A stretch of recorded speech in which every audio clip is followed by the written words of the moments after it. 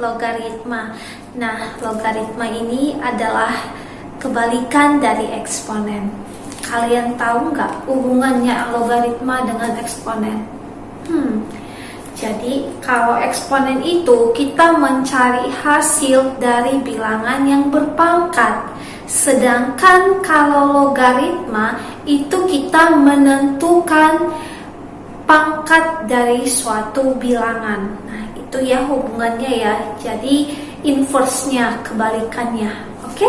Nah, sama seperti dengan eksponen, logaritma juga memiliki sifat-sifatnya.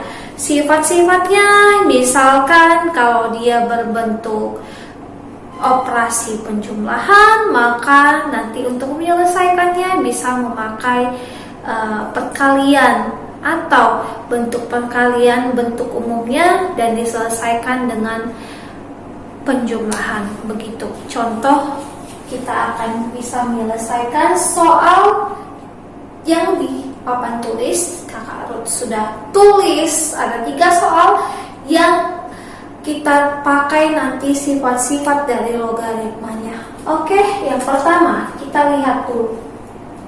Di mana diketahui A log T sama dengan 2, A log P sama dengan 3, A log U pangkat 3 sama dengan 21. Maka kita disuruh menentukan tuh A log T pangkat 4, P dan U. Ya, caranya gimana ya Kak Ruth ya? Oke, caranya yang pertama kita jabarkan dulu dong. Pastinya ini kita jabarkan, artinya A log T pangkat 4 tambah A log P tambah A log U. Nah, itu maksudnya. Jadi kalau kita lihat di sini bentuk soalnya perkalian, itu yang diminta adalah hasil penjumlahan dari logaritma yang pertama, kedua, dan ketiga, dan seterusnya. Oke? Nah, kita lihat dulu. A log T pangkat 4. Artinya apa ini, Kak Ruth? Nah, kita perhatikan. Yang menjadi pangkatnya, yaitu 4, itu bisa menjadi 4 kali A log T, begitu ya. Oke, itu yang pertama dulu nih. Yang pertama yang kita tulis. Dan yang kedua, A log P ya. A log P kita sesuaikan dengan yang diketahui. Dan yang ketiga, A log U. Nah, nanti kalau sudah ketemu ketiga hasilnya tinggal kita jumlahkan, begitu ya. Oke, yang pertama dulu, 4 kali A log T, ada nggak yang diketahui? Ada. A log T itu nilainya 2, maka 2 dapat kita kali dengan 4. 4 kali 2, 8. A log P ada nggak ya? A log P ada, yang diketahui nilainya 3. Nah, untuk 8 dan 3 itu sudah bisa kita jumlahkan sama dengan 11. Oke, jumlahnya adalah 11. Oke, tinggal A log U. A log U, kalau dari sini kita lihat ya, A log U. Sementara A log U pangkat 3 sama dengan 21. Gimana caranya supaya dapat A log U? Nah, jadi kalau yang dari sini A log U pangkat 3, A log U pangkat 3 sama dengan 21, itu dapat kita jabarkan menjadi 3 kali A log U sama dengan 21 ya. 3 kali A log U. Atau kita buat dalam kurung juga bisa. Dengan begitu kita sudah melihat dari persamaan ruas kiri dan ruas kanan apakah ada konstanta ataupun koefisiennya ya. Nah, kalau yang dari ruas kiri terdapat angka 3, begitu juga ruas kanan terdapat angka 21. Nah, karena dia di sini operasi perkalian, maka kita pakai kebalikan dari perkalian, yaitu pembagian. Maka di sini kita dapatlah A log U nilainya sama saja dengan 21. Kita bagi dengan 3 sama dengan 7. Oke? Nah, jadi alat U nilainya 7 dapat kita pindahkan ke sini yang tadi, yaitu dia kita jumlahkan ke 11. Berarti dia menjadi 11 tambah 7, yaitu 18. Jadi hasil dari soal nomor 1 dia akan menjadi 18. Paham? Oke. Itu nomor 1. Lanjut nomor 2. Nah, nomor 2 nih. Ini tidak diketahui apa-apa ya, nilainya juga tidak ada. Nah, ini kita dapat selesaikan dengan memakai aturan untuk logaritma. Misalkan logaritma 10, logaritma 100, logaritma 1000, seperti itu ya. Oke, logaritma. Nah, kalau yang untuk nomor 2 kita selesaikan dengan cara nih, kita lihat di penyebut dan pembilang itu kita bisa lihat logaritma 1000 ya. Di sini logaritma 1000. Logaritma 1000 nilainya 3 ya.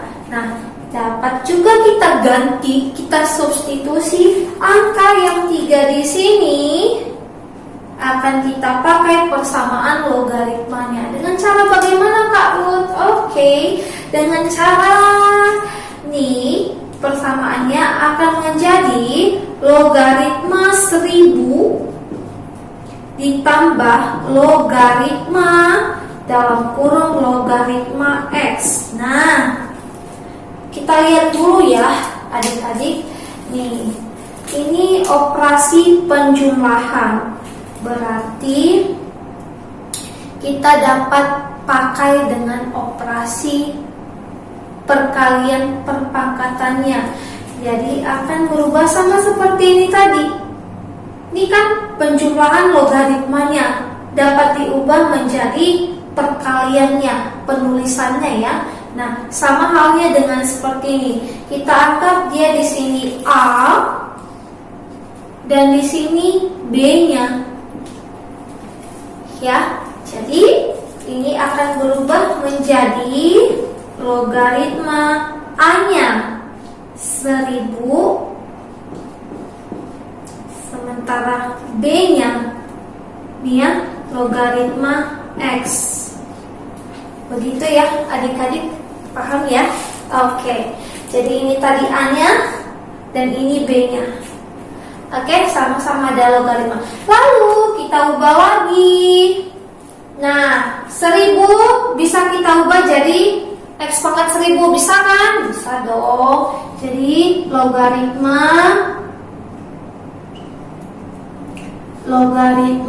X pangkat 1000. Nah, yang di dalam kurung ini kita ubah lagi, dia menjadi pangkat. Dimana tadi kalau dia pangkat akan dapat berubah menjadi koefisien untuk bentuk logaritma. Begitu juga karena di sini 1000-nya adalah koefisiennya untuk logaritma X, maka 1000 bisa kita ubah menjadi pangkat logaritma X-nya. Ya, berarti seperti ini sudah logaritma dari logaritma X pangkat 1000. Begitu ya, ini untuk pembilangnya. Sekarang kita hubungkan dengan penyebutnya.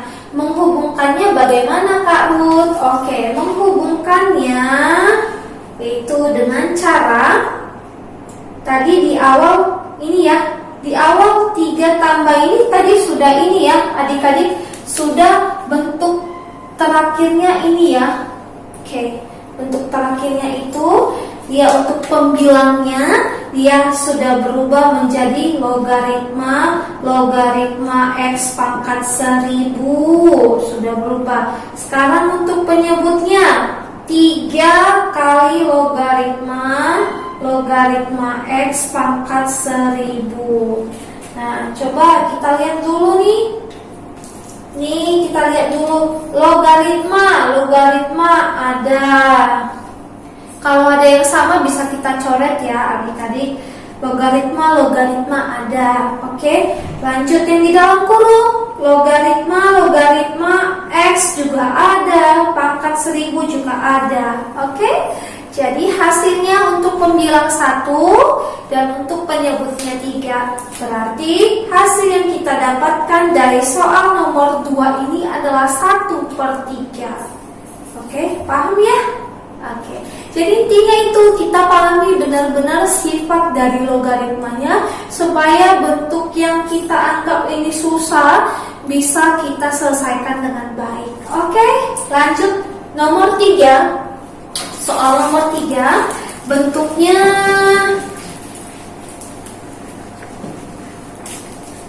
nomor 3 ya soalnya nih.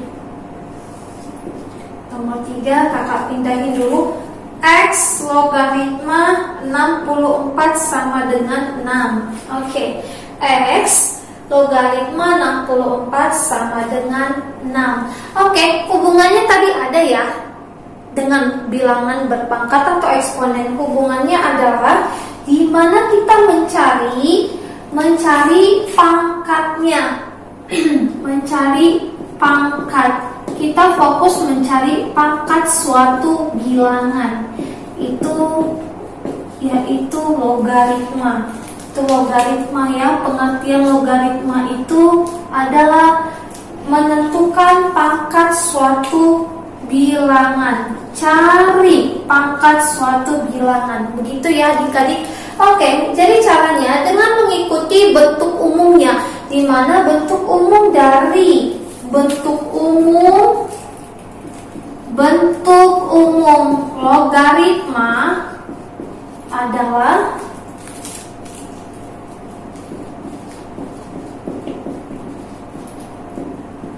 kalau misalnya bentuk umumnya seperti ini ya, itu sama saja dengan A pangkat C sama dengan B. Contoh nih, contoh ya, 2 logaritma 32 sama dengan 5 ya. Nah, kita lihat dulu dari persamaan logaritma ini, dari bentuk logaritma ini, siapa yang sebagai A-nya? Ya, sebagai A-nya berarti pangkat yang di atas ya, 2 pangkat logaritmanya ya. Oke.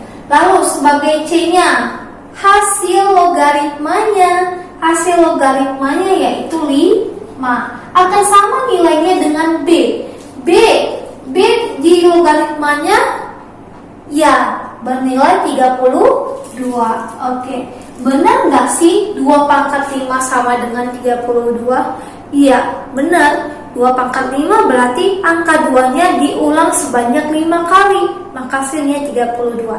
Nah, begitu juga untuk ini. Kita menentukan X-nya berapa dari logaritma 64 yang hasilnya 6. Tinggal kita pakai bentuk umumnya yang tadi ya, sudah kakak berikan tadi ini. Nah, tinggal kita cari. Berarti dari sini kita tulis dulu A-nya X, C-nya 6, B-nya 64. Itu dasarnya dulu. Lalu kita bisa menentukan nilai A-nya dengan angka berapa. Oke? Jadi kalau AC sama dengan B, di mana tadi A-nya X, C-nya 6, B-nya 64, maka kita lengkapi dulu ya persamaannya. A itu X, C itu 6, B itu 64. Nah, 64. Berarti dari sini kita cari 64 itu ada nggak ya bilangan dasarnya itu 2 dengan pangkat berapa nanti sama dengan 64. Atau bisa kita cari perpangkatannya, bisa ya. Pangkatnya juga bisa, atau dengan cara pakai akarnya. Akar dari nih 64 tinggal pakai 6. Bisa ya? Oke, biar kita bisa menentukan bilangan dasarnya berapa. Oke, akar 64 akar 1/6. Nih hubungannya, bentuk akar dengan bentuk pangkat hubungannya seperti ini. Oke, lanjut kita cari 64 itu ada nggak ya perpangkatannya 6. Oke, coba kalau yang untuk 2, tadi 2 pangkat 5 berapa ya adik-adik? 2 pangkat 5 berapa? 2 kali 2 kali 2 kali 2 kali 2. 1, 2, 3, 4, 5. Itu sama dengan 32 nilainya. Oke. Nah, sedangkan ini 64. Kenapa 64 itu sama dengan berapa di pangkat 6? Sama dengan 64. Nah, ini kan. Kenapa? Karena pangkatnya ini tadi 1/6. Jadi kita cari angka yang pangkat 6 dengan bilangan dasarnya berapa? Hasilnya 64. Cukup jelas ya? Oke, supaya nanti bisa kita sederhanakan dengan membagi 6 yang di sini, ya. Nah, jadi 32 nih. Kalau kita kali dengan 2 lagi, hasilnya jadi berapa ya? 2 kali 2 4, 3 kali 2 6. Sesuai ya?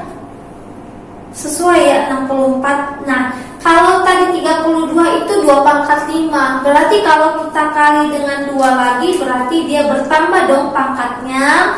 Ya, benar, pangkatnya jadi 6. Maka kita sudah dapatkan bilangan dasarnya yaitu 2. Oke, cukup jelas ya.